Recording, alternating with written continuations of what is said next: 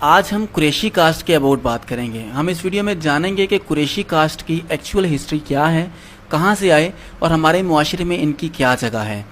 कुरैशी कबीला फ़हर बिन मालिक के एक लक़ब से मंसूब हुआ है।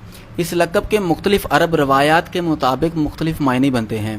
पहले मायने के मुताबिक मीठी मेहमान नवाजी करने वाला और दूसरे मायने में समुंदर की सबसे बड़ी और ताकतवर मछली कहा जाता है कुरैश को। फ़हर बिन मालिक सारा साल मेहनत मजदूरी करके अपनी कमाई हुई रकम से शहद खरीदते थे और जब हज के दिन आते तो वो इस शहद और आब जमजम से हाजियों की मेहमान नवाजी फरमाते थे। इसलिए दूर दराज से आने वाले हाजियों ने आपकी मेहमान नवाजी को देखते हुए आपको प्यार से कुरैशी पुकारना शुरू कर दिया, जिसके लग़वी मायने शहद और आब जमजम से मेहमान नवाजी करने वाला बनता है। इस तरह इनके इस काम में इनके बेटे भी इनकी मदद करने लग गए।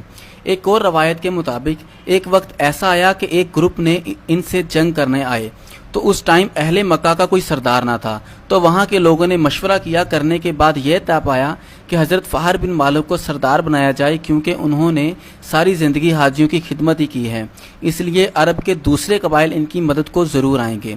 पहले फ़हर बिन मालिक को कुरैशी कहा जाता था और इसके बाद इनको कुरैशी सरदार कहा जाने लगा और इनकी क़ियादत में जंग लड़ी गई और अल्लाह ने इन्हें इज़्ज़त बख्शी और ये जीत कर वापस आए। इस तरह कुरैश को एक बहुत बड़ी और ताकतवर मछली की तशबीह देना शुरू हो गए जो छोटी मछलियों को खा जाती है। तो कुछ लोग कहते हैं कि हज़रत फ़हर बिन मालिक की जुर्रत और शुजाअत और उनकी जंग की जीतने की वजह से इनको कुरैशी का लक़ब दिया गया। तो जैसे भी फ़हर बिन को लक़ब मिला, नतीजे में हज़रत फ़हर बिन मालिक की औलाद कुरैशी कहलाई।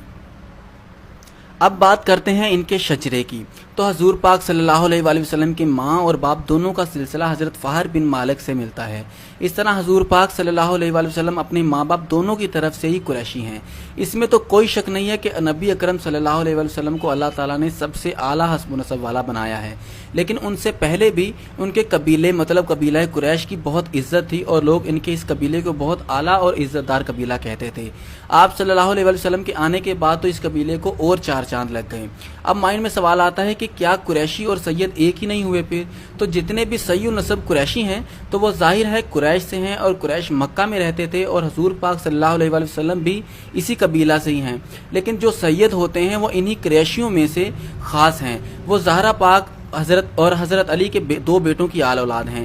हज़रत इमाम हसन और हज़रत इमाम हुसैन की आल औलाद को सैयद कहते हैं और बाकी जितनी कुरैश कबीला की आल औलाद है वो कुरैशी हैं।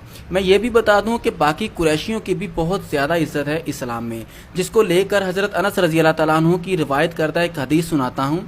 हज़रत अनस रज़ी अल्लाह तआला अन्हु से रिवायत है कि कुरैश से मोहब्बत रखना ईमान है और इनसे बुग़्ज़ रखना कुफ़र। तो इस बात से आपको अंदाज़ा हो गया होगा कि कुरैशी ख़ानदान या कुरैशी कबीला की क्या जगह है या क्या अहमियत है हमारे इस्लाम में। इस तरह हज़रत अली के बाकी बेटों की भी आल औलाद कुरैशी ही है। हज़रत अब्बास, हज़रत अकील, आले जाफ़र, आले हमज़ा सब कुरैशी हैं। इस तरह ये जितने भी सहाबा कराम या बुज़ुर्ग जो कुरैशी कबीला से ताल्लुक़ रखते थे, इनकी औलाद सैयद तो नहीं है लेकिन कुरैशी ज़रूर हैं। और आज कुरैशी कबीला की सहाबा कराम रज़ी अल्लाह तआला अन्हु की 71 शाखें पाकिस्तान में मौजूद हैं। ये 23 हिजरी को हज़रत उमर फ़ारूक रज़ी अल्लाह तआला अन्हु के दौरे खिलाफत में मुजाहिदीन और तजारत की गर्ज से बर्रसगीर में आना शुरू हो गए थे। इसके बाद 38 हिजरी हज़रत अली रज़ी अल्लाह तआला अन्हु के दौर में कुरैशी मुजाहिदीन और उलमा कराम हिंदुस्तान में आए।